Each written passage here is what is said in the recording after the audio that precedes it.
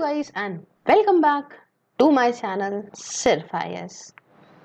तो दोस्तों हम विजन IAS की PT 365 2022 की जो मैगजीन है उसे कंटिन्यू करते हुए आज आपके सामने साइंस एंड टेक जो इसकी मैगजीन है उसका पार्ट 2 प्रेजेंट करने जा रहे हैं। आइए शुरू करने से पहले चैनल को सब्सक्राइब कर लीजिए, बेल आइकन को प्रेस करिए ताकि आपको रेगुलर अपडेट्स मिलती रहें। दोस्तों इसके अंदर जो पहला टॉपिक हम करेंगे वो करेंगे जीनोम सीक्वेंसिंग का। जानते हैं क्यों रहा न्यूज में। देखिए रिसर्चर्स जो रहे एट द टेलोमेरे कंसोर्टियम, एक इंटरनेशनल कोलैबोरेशन है ये। इसके अंदर रिसर्चर्स ने सीक्वेंस किया first complete human reference genome को। तो ये जीनोम सीक्वेंसिंग वगैरह क्या होती है हम ये तो समझेंगे। कोविड के टाइम पे आपने देखा होगा, बहुत इसका नाम सुना होगा। तो सबसे पहले हम बेसिक टॉपिक समझते हैं। देखिए जीनोम सीक्वेंसिंग का मतलब होता है डेसिफरिंग, ये मतलब पता लगाना एग्जैक्ट ऑर्डर क्या है बेस पेयर का एक इंडिविजुअल के अंदर। तो अब आप कहेंगे कि मैम थोड़ा सा अगर आप मुझे डायग्रामेटिक वे में बता देती तो सही समझ में आता। आप इस चार्ट को देखिए, ठीक है, मतलब चार्ट क्या, इस इमेज को देखिए, ठीक है। इसके अंदर आपको हर चीज देखने को मिल जाएगी। ये देखिए, ये जो है प्रॉपर एक डीएनए आपको दिख रहा होगा। ये मतलब ये जो पूरा है ये आपका जीन है, ठीक है, ये एक जीन है आपका, ठीक है। अब यहाँ पे देखिए क्या है, इसके कुछ कुछ के पार्ट है, ये जीन है, ये इस पूरे को जीन बोलते हैं, और ये है इसका डीएनए, ठीक है। ये आपको डीएनए दिख रहा है इसके अंदर। अब डीएनए में ही आप देखिए, ये देखिए इस तरह से डिवाइडेड है चीजें। अब इसमें जो ये वाला हिस्सा है इसे बोलते हैं न्यूक्लियोसोम, ठीक है। ये यहाँ पे देखिए इसे बोलते हैं न्यूक्लियोसोम, और ये देखिए इस तरह से यहाँ आता है ये वाला जो सेक्शन है इसको बोलते हैं क्रोमोसोम। अब क्रोमोसोम के अंदर भी यहाँ पे ये देखिए कि यहाँ पे आप समझिए, ये तो हम लोग बेसिक चीज पढ़ते हैं ना कि सेल होता है, ये पूरा सेल है, और सेल के अंदर होता है क्या, न्यूक्लियस। ये भी हमने बचपन में पढ़ा होगा। तो ये तो आप स्ट्रक्चर देख लीजिए। अब यहाँ पे आप इस जगह को डिवाइड करिए, इन सबके भी एक छोटे छोटे पार्ट हैं जिनका यहाँ पे नाम है। जैसे कि ये प्रॉपर आप देख रहे हैं इसके अंदर, ठीक है, इस प्रॉपर डीएनए के अंदर आप देखिए कि आपको यहाँ पे दिखेगा कि ये न्यूक्लियोटाइड बोलते हैं इस वाले सेक्शन को। इसके बाद न्यूक्लियोटाइड के अंदर न्यूक्लियोटाइड जो होते हैं उसके बेस पेयर्स क्या होते हैं। बेस पेयर्स देखिए, ये देखिए इसके साथ ये बैठ रहा है, हाँ, तो यहाँ पे इसे बोलते हैं यूनाइन, और इसे बोलते हैं, दूसरे वाले को बोलते हैं क्या, साइटोसाइन, ठीक है। उसके बाद ये देखिए येलो वाला, इसे बोल रहे हैं यहाँ पे एडेनाइन, और ये पर्पल वाला है इसको बोलते हैं थाइमाइन। तो ये हमने ये न्यूक्लियोटाइड बेस पेयर्स की बात कर ली। तो अभी यहाँ पे यही कह रहा है कि भाई जीनोम सीक्वेंसिंग का मतलब है यहाँ पे पता करना, डिसिफर करना एग्जैक्ट ऑर्डर क्या है इन बेस पेयर्स का। तो बेस पेयर्स का जो है एग्जैक्ट ऑर्डर यहाँ पे इंडिविजुअल के अंदर बता रहा है। तो मतलब मोटा मोटा हम यही समझेंगे, बाकी सब तो डीएनए का एक स्ट्रक्चर आपको पता चल रहा है, ठीक है। इतनी बातें क्लियर हो गई आपको। अब देखिए यहाँ पे और थोड़ा सा इसके बारे में जानते हैं कि एक जीनोम जो है ये एक ऑर्गेनिज्म का कंप्लीट सेट ऑफ डीएनए होता है। जो जीनोम है ये प्रॉपर जो कंप्लीट सेट है डीएनए का ये होता है। इसके अंदर क्रोमोसोम भी आते हैं जैसे मैंने आपको चार्ट में दिखाया, ठीक है, और क्रोमोसोम के अंदर प्रॉपर जो अपना डीएनए वगैरह है वो सब भी है, प्रॉपर जीन्स भी है ना, स्पेसिफिक सेक्शंस हैं डीएनए के जो होते हैं ना, ये देखिए प्रॉपर जिस तरह से यहाँ डिवाइडेड है, तो सब कुछ आता है। अब ह्यूमन जीनोम के अंदर 3 बिलियन बेस पेयर होते हैं, एक दो नहीं होता। हमारा शरीर कितना बड़ा बना है समझिए आप कि ह्यूमन जीनोम के अंदर 3 बिलियन बेस पेयर्स होते हैं इस तरह के, that spell out the instructions for making and maintaining human body. और यही सब बताते हैं कि भाई ये proper maintaining making human body, human being के अंदर क्या होगा, क्या इंस्ट्रक्शंस होंगे, ये सब इन्हीं का ही काम है, समझे। तो सब इसी का ही खेल है, तभी तो इसी में ही गड़बड़ सड़बड़ कर दी जाए तो सब कुछ बदल जाएगा। अब आप कहेंगे मैम इससे मदद क्या मिलती है। देखिए जीनोम सीक्वेंसिंग मदद कर सकती है पॉपुलेशन लेवल यहाँ पे रिवील करने में, population level predispositions to disease, ठीक, कितना कैसे डिजीज हो सकता है, किस लेवल तक लोगों को हो सकता है, इम्प्रूव करना अंडरस्टैंडिंग किस तरह से वायरस जो है वो फैलेगा और इवॉल्व होगा। तीसरा आइडेंटिफाई करना जीनोम कॉजेस क्या है, रेयर डिजीजेस के क्या कॉजेस हैं, क्या वजह हैं, और उसके बाद आइडेंटिफाई करना जेनेटिक म्यूटेशंस को। तो ये सारे के सारे जो हैं वो यहाँ पे जीनोम सीक्वेंसिंग के जो हैं वो यहाँ पे मदद कर सकती है जीनोम सीक्वेंसिंग। अच्छा, तो आप कहेंगे कि मैम क्या कोई दूसरे कदम उठाए गए हैं जीनोम सीक्वेंसिंग के लिए? हाँ बिल्कुल, यहाँ देखिए एक है इंडिजेन प्रोग्राम। तो यहाँ पे मामला ये है कि यहाँ पे जो है पूरी तरीके से जीनोम सीक्वेंसिंग को 1000 इंडियन तक करने के लिए, है ना, इंडियन इंडिविजुअल्स तक करने के लिए, representing diverse ethnic groups from India. तो ये इसलिए इंडिजन प्रोग्राम लाया गया था। इसे फंड करा गया by the council for scientific and industrial research के द्वारा। उसके साथ एक आया था जीनोम इंडिया प्रोजेक्ट। ये इसका एम ये था कि हम 10,000 जेनेटिक सैंपल्स को सिटीजन से कलेक्ट करेंगे पूरे ही भारत के अंदर और रेफरेंस जीनोम यहाँ पे बिल्ड करेंगे। और ये लाया गया था डिपार्टमेंट ऑफ बायोटेक्नोलॉजी के द्वारा। तो डिपार्टमेंट्स वगैरह तो याद रखते चलेगा। तीसरा है ह्यूमन जीनोम प्रोजेक्ट। तो ये एक इंटरनेशनल रिसर्च एफर्ट है ये पता करने के लिए डीएनए सीक्वेंस पूरी ह्यूमन जीनोम का। इसकी शुरुआत 1990 में हुई, इसे कंप्लीट करा गया 2003 में।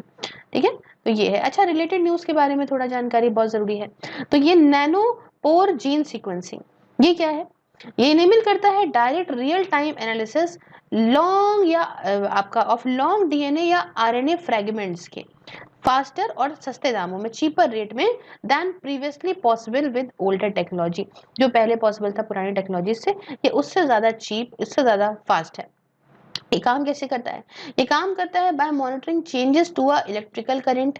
और क्या बदलाव है इलेक्ट्रिकल करंट के अंदर? एज न्यूक्लिक एसिड को पास करते हैं थ्रू प्रोटीन नैनोपोर और इससे प्रॉपर मॉनिटरिंग करते हैं चेंजेस में इलेक्ट्रिकल करंट के। अब देखिए जो न्यूक्लिक एसिड है ना, ये असेंशियल होता है, जरूरी होता है हर एक फॉर्म के लिए लाइफ के अंदर, है ना। हर चाहे जिस भी तरह की जिंदगी हो, लाइफ हो, उसके हर एक फॉर्म ऑफ लाइफ के अंदर न्यूक्लिक एसिड एक बहुत जरूरी पदार्थ है। और ये देखने को मिलता है हर एक सेल में, हर एक वायरस के अंदर। तो न्यूक्लिक एसिड ये दो नेचुरल फॉर्म से आता है, उसे बोलते हैं क्या? डीएनए और आरएनए। तो रिजल्टिंग सिग्नल जो जो आया उसे डिकोड करते हैं ताकि प्रोवाइड करे स्पेसिफिक आरएनए और डीएनए का क्या सीक्वेंस है उसको। तो ये पूरी कहानी होती है इसके अंदर, जो बार बार पढ़ेंगे अगर आप तो बहुत अच्छे से याद हो जाएगी। पहली बार में भले आपको थोड़ा सा टफ लग रहा हो। नेक्स्ट आपको बताना चाहूंगी बायोटेक प्राइड गाइडलाइंस के बारे में। दोस्तों न्यूज में क्यों रहा? बायोटेक प्राइड का मतलब promotion of research and innovation through data exchange. ये गाइडलाइंस जो है ना डेवलप करा है डिपार्टमेंट ऑफ बायोटेक्नोलॉजी ने, ministry of science and technology जो है उसके अंदर ये रिलीज करी गई है रिपोर्ट रिसेंटली। अब कुछ गाइडलाइंस के बारे में बात जानते हैं।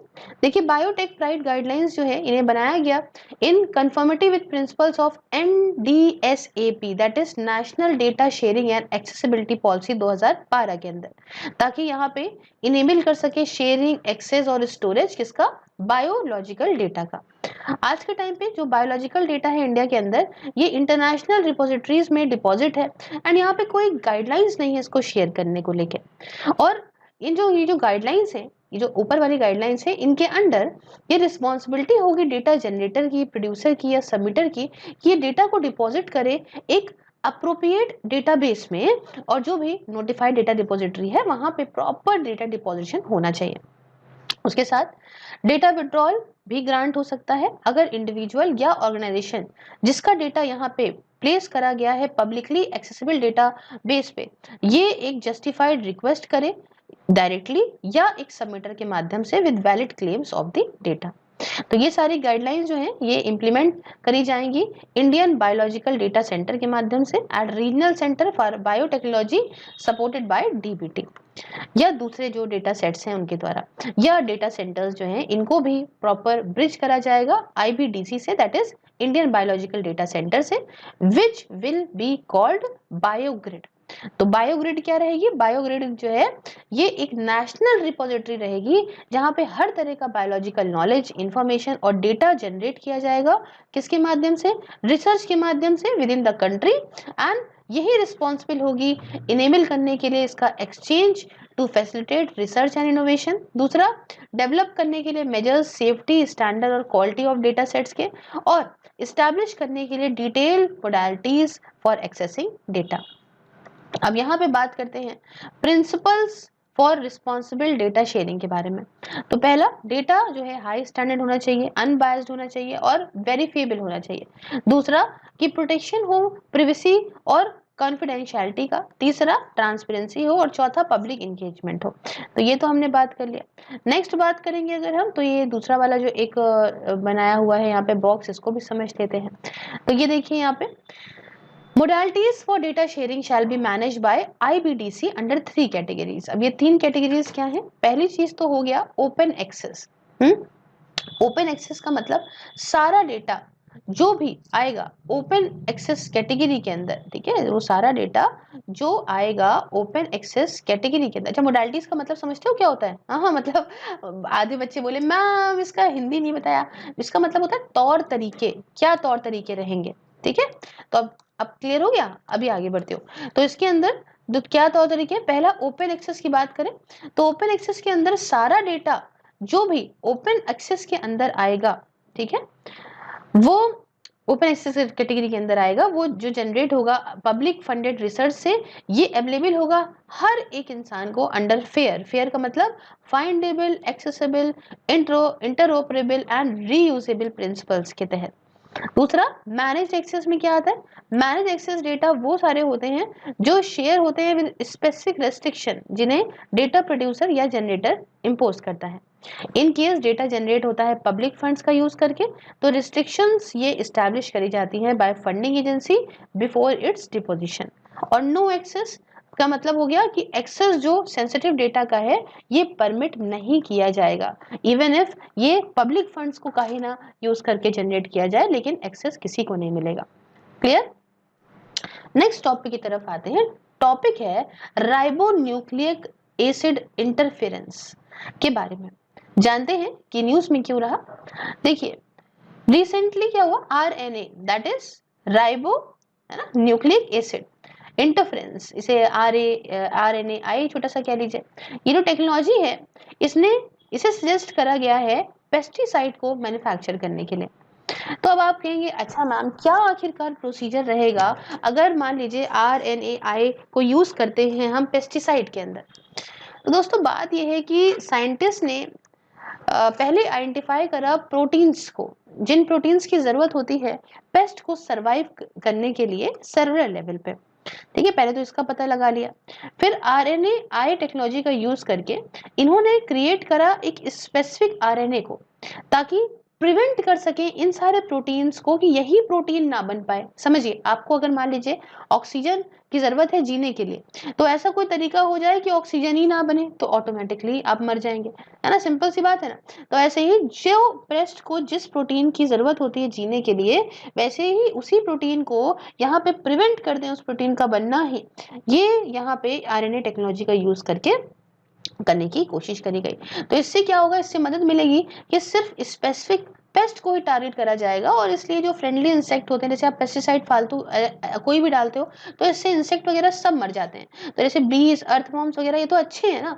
तो अब इन सबको हम यहाँ पे देख लेंगे कि भाई इनको कौन से प्रोटीन की जरूरत है और खराब वाले पेस्ट को कौन से प्रोटीन की जरूरत है। तो जो खराब वाले पेस्ट है जो प्रोटीन की उनको जरूरत है, सिंपल सी बात है कि वो प्रोटीन हम यहाँ पे किसी तरीके से देखेंगे कि वो प्रोटीन ना बने।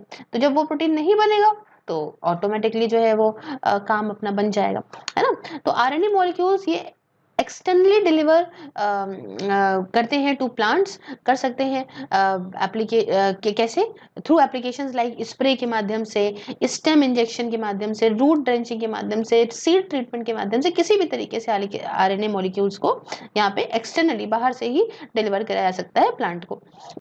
इसलिए बाय वैक्सीनेटिंग प्लांट, इसका मतलब कि एक स्पेसिफिक तरह के डीएनए के मॉलिक्यूल को जब यहाँ पे डिलीवर करा जाएगा पेस्ट को प्लांट्स के माध्यम से, तो ये प्लांट प्रोटेक्ट हो जाएंगे फ्रॉम इन्फेस्टेशन। इस तरीके से ये जो है जिनको क्षति पहुंचती है, दिक्कत होती है, वो सब कोई नहीं होगी, ना प्लांट खराब होगा। अच्छा, कुछ चीजें हम सबसे पहले मतलब आपको बताना चाहते हैं अबाउट आरएनए इंटरफेरेंस, जिसके बारे में पढ़ रहे हैं ना, इसके बारे में।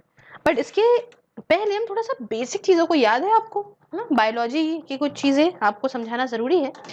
जैसे कि प्लांट और एनिमल सेल में डिफरेंस हम लोगों को बचपन में पढ़ाया जाता था, याद है कि प्लांट सेल में सेलुलोज सेल वॉल्स होती हैं, एनिमल सेल के अंदर ये नहीं होती। सेल वॉल का तो आपको याद होगा, एक सेल वॉल ही जो होती है वो मैकेनिकल सपोर्ट देती है प्लांट्स के सेल को, वही जगह प्लांट सेल के पास जो है have both cell wall that is made up of cell membrane, ठीक है, प्लाज्मा मेम्ब्रेन से बनी होती है, और सेल्यूलोज, दोनों चीजें होती हैं यहाँ पे प्लांट्स में। उसके साथ प्लांट सेल जो है इनके पास बहुत लार्ज सेंट्रल वैक्यूल होता है, जो करीब 90% जो सेल का वॉल्यूम है वो यहाँ पे ऑक्यूपाई करता है। वही जगह जो एनिमल सेल होते हैं वो आप उसमें देखा होगा, बड़े उसमें जो है वो बहुत सारे जो है छोटे छोटे वैक्यूल्स होते हैं, यहाँ पे आप देख सकते हैं इस इमेज के माध्यम से। तो ये एक बहुत छोटे हो गए प्लांट सेल के कंपैरिजन में, ठीक है। तो अब हम वापस से आते हैं कि हम आरएनए इंटरफेरेंस के बारे में थोड़ा जानते हैं। देखिए, सेल प्रोड्यूस करता है मॉलिक्यूल्स को जिनकी जरूरत होती है ना, by reading the genetic code written in the DNA, ठीक है। अब यहाँ समझिए मैं कहना क्या चाहती हूँ। सेल प्रोड्यूस करता है मॉलिक्यूल्स को, जिस मॉलिक्यूल की उसको जरूरत होती है, किस तरह से प्रोड्यूस करता है, bye reading the genetic code के माध्यम से ही, इसी को रीड करके, जो भी डीएनए के अंदर लिखा होता है जेनेटिक कोड, इसी को रीड करके ही सेल प्रोड्यूस करता है मॉलिक्यूल्स को, जो उसको पता लगता है कि इस मॉलिक्यूल की जरूरत है, और इसी को बोलते हैं जीन एक्सप्रेशन, इसको याद रखिएगा। अब आरएनए इंटरफेरेंस रेगुलेट करता है जीन एक्सप्रेशन को, कैसे, by a highly precise mechanism, जिसे बोलते हैं सीक्वेंस डायरेक्टेड जीन साइलेंसिंग, कैसे, by degrading specific messenger RNAs, है ना, जिसे हम लोग कहेंगे मैसेंजर आरएनएस को बोलते हैं एमआरएनएस, या फिर ब्लॉक करके इसका ट्रांसलेशन इनटू प्रोटीन। अब जो एमआरएनए है ये क्या होता है, ये एक सिंगल स्ट्रैंड मॉलिक्यूल होता है। क्या होता है, सिंगल स्ट्रैंड मॉलिक्यूल होता है, जो जेनेटिक कोड को कैरी करता है डीएनए से इन सेल्स न्यूक्लियस टू राइबोसोम्स, और सेल्स प्रोटीन्स मेकिंग मशीनरी है जो आपके राइबोसोम्स, समझ गए। तो अंडर आरएनएआई स्पेशल एंजाइम जिनको बोलेंगे डाइसर, इनका यूज करते हैं टू क्लीव, मतलब स्प्लिट करने के लिए डबल स्टैंडर्ड आरएनए को, ठीक है। इनको यहाँ पे स्प्लिट करने के लिए डाइसर का यूज करते हैं छोटे छोटे फ्रेगमेंट्स में, जिसे बोलते हैं स्मॉल इंटरफेयरिंग आरएनए। अब जो ये स्मॉल इंटरफेयरिंग आरएनए है ना, इसे लगा देंगे क्या है के लिए, to interfere in the gene expression, मतलब इसमें जीन एक्सप्रेशन हमने आपको बताया था ना, तो जीन एक्सप्रेशन में इंटरफेयर करने के लिए इनको लगा देंगे। और ये मैंने क्या कहा कि ये काम करता है ना, जिसकी जरूरत होती है उस हिसाब से मॉलिक्यूल प्रोड्यूस करता है ना। तो अब यहाँ पे इस पे इंटरफेयर करने के लिए जब इसको लगा देंगे स्मॉल इंटरफेयरिंग आरएनए को, तो ये जो जीन का फंक्शन है वो मैनिपुलेट कर देगा, ठीक है, अपने हिसाब से जो भी है बदलाव ले आएगा। तो इसलिए जो ये आरएनए इंटरफेरेंस है, ये नेचुरली ऑलमोस्ट सारे ही यूकैरियोटिक में प्रेजेंट होता है। यूकैरियोटिक क्या, ऐसे ऑर्गेनिजम्स जिनके अंदर सेल के अंदर न्यूक्लियस हो और दूसरी मेम्ब्रेन बाउंड ऑर्गेनेल्स हो, उन्हें बोलते हैं यूकैरियोटिक। तो जो आरएनए है ये नेचुरली सारे के सारे जो है यूकैरियोटिक में प्रेजेंट होता है, जैसे एनिमल्स में, इंसेक्ट में, फंगी वगैरह में। और फायदे क्या है इसके, इसको आप यूज कर सकते हो थेरेपीज वगैरह को डेवलप करने में, है ना, ताकि ट्रीटमेंट हो सके कैंसर का, साथ में क्रॉप प्लांट्स को प्रोड्यूस करने में जो रेजिस्टेंस है टू वायरल पैथोजेंस, ठीक है। तो ये कुछ बातें हमने करी। अच्छा, दोबारा आगे थोड़ा बढ़ते हैं, तो कुछ इंपॉर्टेंट न्यूज के बारे में भी जानते हैं, जैसे कि डार्क जीनोम। डार्क जीनोम क्या है, देखिए साइंटिस्ट इन्वेस्टिगेट कर रहे हैं डीएनए को जीन्स के बाहर, आउटसाइड आर जीन्स, जिसे बोलेंगे डार्क जीनोम। और ये डिस्कवर्ड हुआ है रिसेंटली इवॉल्व रीजन्स जो जनरेट करते हैं proteins associated with the schizophrenia and bipolar disorder के साथ। अब देखिए डार्क जीनोम क्या है, ये मान लीजिए DNA outside the humans, DNA outside the regions of human genome, जो डीएनए ह्यूमन जीनोम के रीजन्स के बाहर है उसे बोलेंगे dark genome, that are not usually recognise as genes, जिसे यूजुअली हम लोग जीन्स के तौर पे रिकॉग्नाइज नहीं कर सकते, बट तब भी ये but still code for proteins, है ना, ये चीज होती है। तो ये जीन्स या प्रोटीन्स होते हैं for which there is minimal knowledge बहुत कम है बायोलॉजिकल फंक्शन की, and lead to this limited tools for their analysis, जैसे कि एंटीबॉडीज वगैरह। इसलिए ये एडवर्सली अफेक्ट करता है प्रेसिशन मेडिसिन इनिशिएटिव को। अब यहाँ बात आती है बॉर्ग डीएनए के बारे में। पता है ये सब चीजें क्यों समझना जरूरी है, ताकि मेडिकेशंस प्रॉपर इस पर रिसर्च करके इन सब की भी एक प्रॉपर मेडिसिन और प्रॉपर ट्रीटमेंट अवेलेबल हो सके।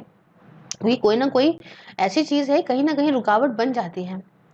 बहरहाल बॉर्ग डीएनए की बात करते हैं। देखिए साइंटिस्ट एनालाइज कर रहे हैं सैंपल्स वेस्टर्न यूनाइटेड स्टेट्स में, है ना। इसमें ये देखने को मिला नोवल डीएनए स्ट्रक्चर्स, ज्यादातर ये आपका fictional Star Trek Borg aliens की तरह ही हैं, जो यहाँ पे नॉलेज देते हैं, टेक्नोलॉजी देते हैं दूसरे स्पीशीज को। अब बॉक्स क्या है? बॉक्स ये डीएनए स्ट्रक्चर्स होते हैं, ठीक है, not like any that's seen before, पहले कभी नहीं देखा गया। ऐसा लगता है that seem to scavenge and assimilated genes from microorganism, ये यहाँ से निकालते हैं माइक्रो ऑर्गेनिज्म से, है ना, खोद खाद की चीजें इन्वायरमेंट के अंदर। Borgs seem to house many genes, यहाँ बहुत सारे जीन्स होते हैं जिनकी जरूरत पड़ती है आपके मेटाबॉलिक प्रोसेसेस में, जैसे डाइजेस्टिंग मीथेन वगैरह सब कुछ इसके अंदर होगा। एक पोटेंशियल एप्लीकेशन जो रिसर्चर्स ने देखा बॉक्स का, वो ये हो सकता है कि ये फाइट कर सकता है, मदद कर सकता है फाइट करने में अगेंस्ट क्लाइमेट चेंज।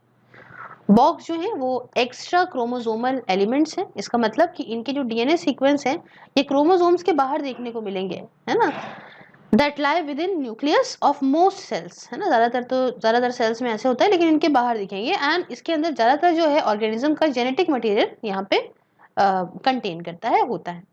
उसके साथ नेशनल जीन बैंक की बात करते हैं, तो refurbished NGB, that is national gene bank at national bureau of plant genetic research, Pusa के अंदर जो है वो इनॉग्रेट हुआ रिसेंटली। इसकी मैंने एक अलग से सेपरेट एक इस आर्टिकल को भी कवर किया था अच्छी तरीके से। तो ये जो है ना, ये एक नोडल इंस्टीट्यूट है नेशनल लेवल का, एक्विजिशन और मैनेजमेंट के लिए इंडिजीनियस और एक्सोटिक प्लांट्स जेनेटिक रिसोर्सेस में for food and agriculture in India. Establish हुआ 1996 में। ये काम करता है towards preserving the seeds of plant genetic resources future generation के लिए। अच्छा, ये जो आएगा ये सेकेंड लार्जेस्ट जीन बैंक होगा वर्ल्ड का, जिसकी कैपेसिटी होगी 1 मिलियन जर्म प्लाज्म को प्रिजर्व करने की। आज के टाइम पे जो बैंक प्रोटेक्ट करता है 4.52 लाख एक्सेशंस, जिसमें कि 2.7 लाख इंडियन जर्म प्लाज्म हैं और बाकी सारे जो है वो दूसरे नेशन से इंपोर्ट करे गए हैं। प्राइमरली जो ये है ये NGB, इसके 4 तरह की फैसिलिटी होगी। एक होगा सीड जीन बैंक जो -18 डिग्री सेल्सियस में रहेगा, फिर है क्रायो जीन बैंक, है ना, ये तो बजा नहीं रहे, क्रायो नाम आ गया तो समझ लीजिए, -170 डिग्री सेल्सियस से लेके 196 डिग्री सेल्सियस तक रहेगा। फिर है इन विट्रो जीन बैंक, ये 25 डिग्री सेल्सियस, और फिर फील्ड जीन बैंक। उसके बाद जो स्वालबार्ड ग्लोबल सीड वॉल्ट जो है नॉर्वे के अंदर, इसके अंदर वर्ल्ड का सबसे ज्यादा कलेक्शन ऑफ सीड है। इंडिया का सीड वॉल्ट अगर मैं बात करूं इज एट छांगला, लद्दाख में है, हिमालयाज के अंदर। तो ये हमने पूरी बात कर ली है। फिलहाल टॉपिक वाइज चलते ज़्यादा सही रहेगा, वरना वीडियो बहुत लंबी बन जाएगी। नेक्स्ट वीडियो में हम यहाँ पे नैनो टेक्नोलॉजी को पूरा कवर करेंगे। तो thank you so much for watching. Thank you so much for joining. All the social media link are in description box. Please follow me everywhere for the PDFs, for current news, for etc etc. मिलते हैं जल्दी next video में। जय हिंद, जय भारत।